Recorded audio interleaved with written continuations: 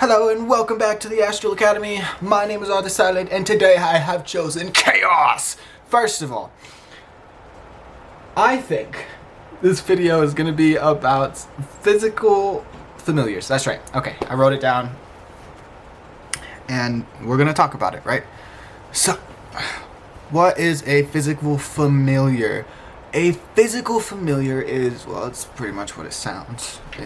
There's really only, as far as I am aware of, as two main types of familiars. One of them is like this. Sometimes we come across an animal, whether it's a cat, a wounded bird, a pet we take home, a pig, a snake, that neighbor's rat, you know? And they just kind of stick with us. So sometimes it's actually a soulmate connection. You can have those with animals that are supposed to pass into your path. Although sometimes a soulmate connection with an animal is completely different from a physical familiar. Sometimes they overlap, sometimes they don't. How can you tell the difference? A lot of times it's that specific animal will be around you when you're doing rituals specifically, and they will either try to aid you in your rituals or they just really won't care, right? So it's typically kind of easy. I don't know. I would say that it's kind of easy to find this kind of animal in your life because I'm kidding. No, I'm really kidding. So usually you come across them. Like I said, you tend to find them. They're even an animal that you adopt, right? And you just think it's a normal dog or a cat, and they just tend to want to always help you create different realities with different kinds of magic. So to just kind of, maybe it'd be preferable to be aware of the actions or behaviors of your animals if you are casting magic.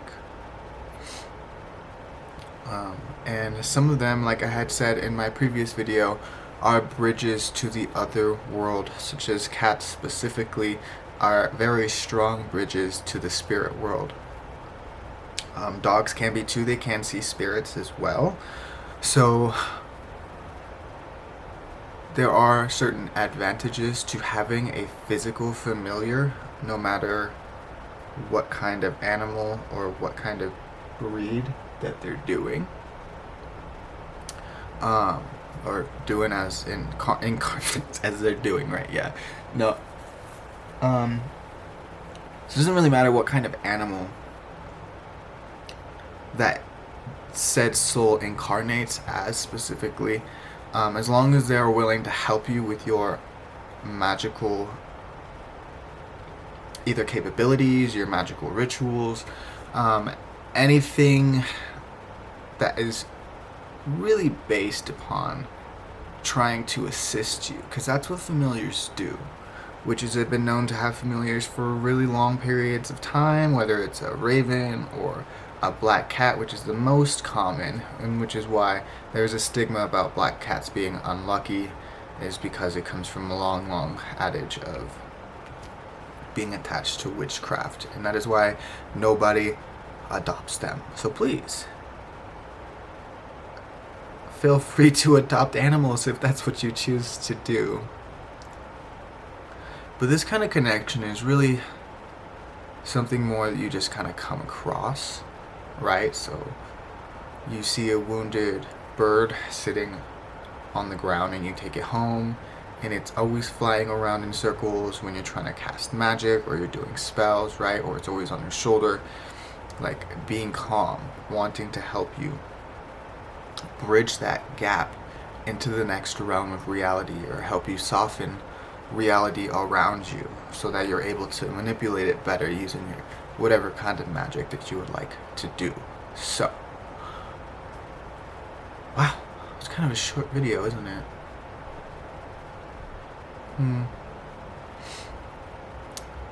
Well, yeah, this one's kind of a short video. Physical familiars are kind of on point. Just, they are what they are, right? There's no guesswork. There's no trying to use whatever clairsentient ability you may have at your disposal to try and interpret signs or symbols or anything of that nature. To try and, like, there's just none of that. There's no question about it. There's no interpretation, deciphering, trying to feel your way into an area, right, to see if your familiar is here or not. So, I personally cannot say that I have ever had my own physical familiar. Yeah, astral familiars are a bit different, and they're easier to come by with certain kinds of requests. But yeah, think of it as like a witch's assistant. I'd also like to draw a note here. Please use caution if you're trying to see if your own animal is a familiar. You know, a lot of spells require candles, and I always like to reach out and say, please don't set your animals or your houses on fire. And also be kind to your animals. If they're not a familiar and they don't want to be a part of this process, don't make them do something that they don't want to do. Animals have feelings. They're intelligent, sentient, some of them self-aware type of beings, and they deserve every amount of respect and love that human beings have to offer in terms of them just existing in the physical realm. I mean, we all know it's not easy, right? So it's just be respectful. That's all I ask. And that's not the homework. That should be the standard, right? Don't even get me started. However, also, again, the last side note for this video is there are certain kinds of magic that specific people would use animals as sacrifices, and certain rituals, older rituals, still do require some sacrifice, although the more current and updated and more so new age kinds of rituals that require animal sacrifice is more or less just a few drops of blood. And I don't, like I said, I do not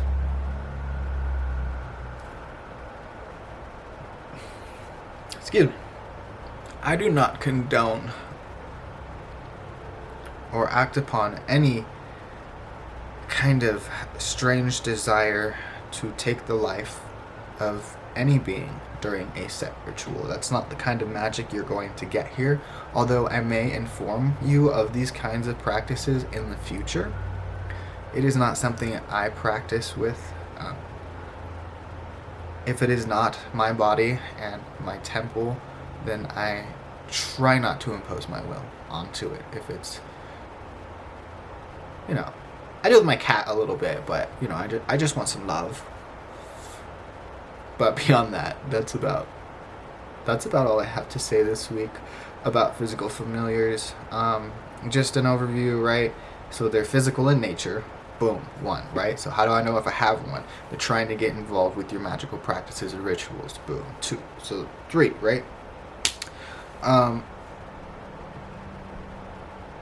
Please don't force animals that are not familiars into doing things that they don't want to do, right? Boom. 4, don't set your house or animals on fire. Please. 5, have respect for all life. And next week we shall talk about astral familiars and how they can be of utmost benefit, because those are specifically drawn familiars that you can use for a specific purpose in life. I will also show you how to care for them, what they need, the respect that they require, right? We'll get into all of that, some of that next week. And then beyond then, the week after and week after, we're looking at... well, I guess you'll see, huh? Yeah. Okay. Alrighty, so if you like this video, go ahead and give it a like and a thumbs up. Remember, please don't set your animals on fire. I don't really know how to like set, like, please don't. I can't tell you what to do with your life, but I'm pretty sure that animal would not like being set on fire. So, yeah, I think that's it, right? Right? Yeah. Right. Cool. All right. Cool. See you guys next week. Bye.